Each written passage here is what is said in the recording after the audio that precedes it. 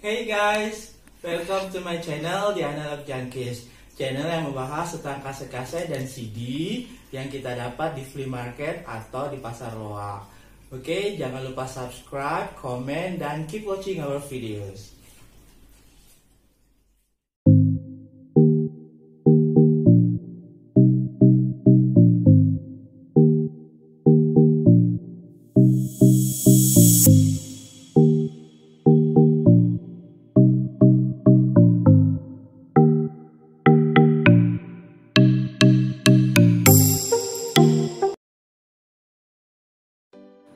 Makin populernya vinil dan makin banyaknya musisi yang merilis karyanya dalam bentuk vinil menjadikan vinil sebagai media yang mainstream lagi saat ini.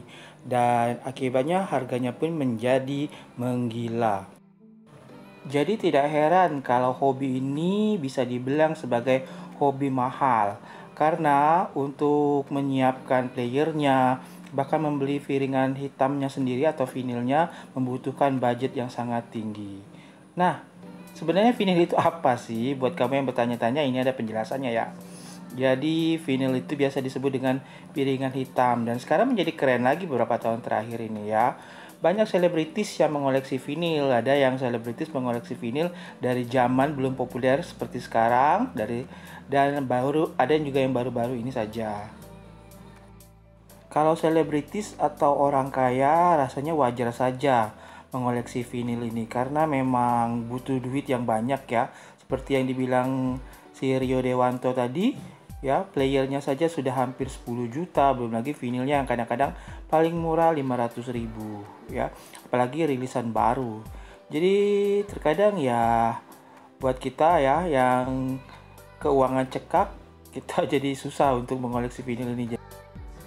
Banyak yang bilang kalau vinil ini punya sounds yang beda dengan format lain ya, ambience-nya beda dari musik digital.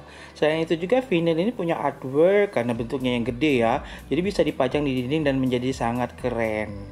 Nah, jadi penjualan vinil pun semakin hari semakin booming dan banyak sekali ya diminati masyarakat sekarang. Jadi bagaimana dengan kita yang nggak mampu beli? Ya kalau gak mampu beli ya gak usah koleksi ya, gampang kok. Tapi gak usah minder juga karena banyak vinil-vinil yang ternyata pressing ulang atau di reissue lagi itu ternyata sumbernya bukan dari analog tapi digital. Jadi sumber aslinya digital ya, bukan analog seperti zaman dulu. Jadi ya sebenarnya format digital yang dipindahkan lagi ke bentuk piringan hitam. Jadi ya sama aja dengan CD. Makanya kemudian banyak yang bilang kalau kaset pita itu adalah vinilnya kaum miskin.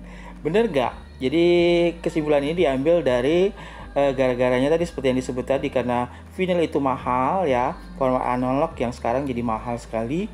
Dan jadi jalan satu-satunya orang supaya juga bisa koleksi sesuatu yang analog, makanya lari ke kaset pita. Tapi bener gak sih seperti itu?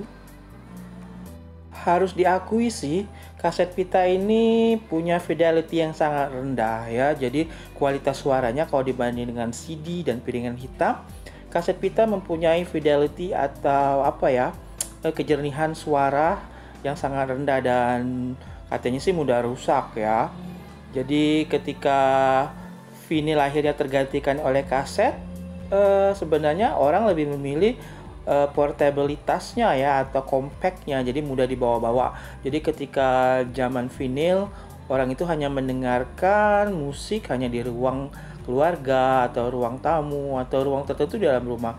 Tapi ketika kaset pita diciptakan, orang bisa mendengar musik di mana saja. Jadi apalagi ketika Walkman juga diciptakan, jadi semua orang rasanya bisa mempunyai musik player dan yang sangat portable.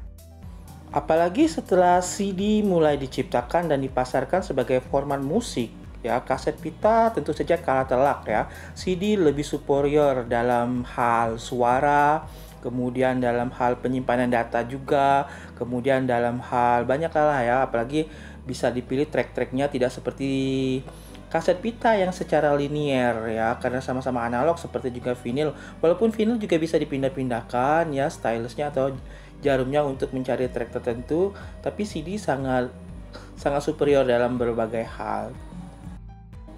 Nah, balik lagi ke pernyataan tadi bahwa katanya kaset pita adalah vinilnya kaum miskin. Sebenarnya ada benarnya juga karena memang vinil yang mahal dan tapi kaset pita ini seolah-olah dia lebih merakyat karena mungkin harganya yang lebih murah ya. Harganya bisa 5 sampai 10 ribu ya, tergantung kelangkanya juga, walaupun juga banyak kaset-kaset pita yang langka yang harganya hampir menyamai vinil. Tapi kaset pita ini kalau dibanding vinil ya, apa ya, lebih portable.